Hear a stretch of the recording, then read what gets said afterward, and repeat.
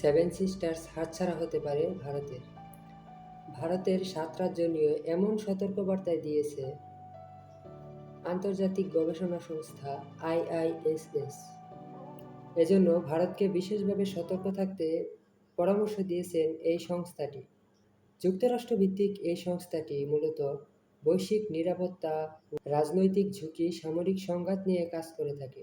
বাংলাদেশের সাবেক প্রধানমন্ত্রী শেখ হাসিনা দেশ থেকে পালিয়ে যাওয়া এবং ভারত তাকে আশ্রয় দেওয়ায় বাংলাদেশের অন্তর্বর্তীকালীন সরকার ডক্টর মোহাম্মদ ইউনূসের সাথে কূটনৈতিক সম্পর্ক উন্নয়নের জন্য ভারতকে চ্যালেঞ্জের মুখে পড়তে হবে বলে জানিয়েছেন প্রতিষ্ঠানটি।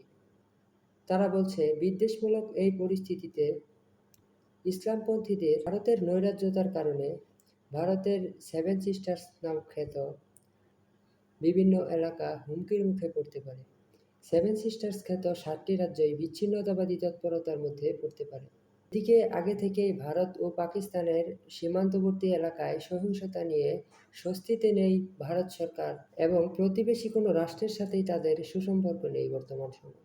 এমন পরিস্থিতিতেও বাংলাদেশের লাগোয়া সীমান্তে সংঘাত সৃষ্টি হলে তা মোকাবেলা করা সহজ হবে না ভারতের কাছে।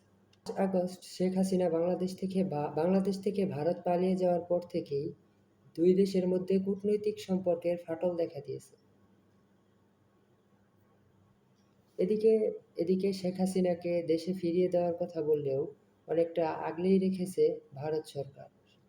অন্যদিকে যুক্তরাষ্ট্রসহ অন্যান্য যেকোনো দেশেই আশ্রয় পাচ্ছে না বাংলাদেশের সাবেক এই প্রধানমন্ত্রী। এমন অবস্থায় সমাধানের পথ খুঁজে বেড়াচ্ছে ভারত।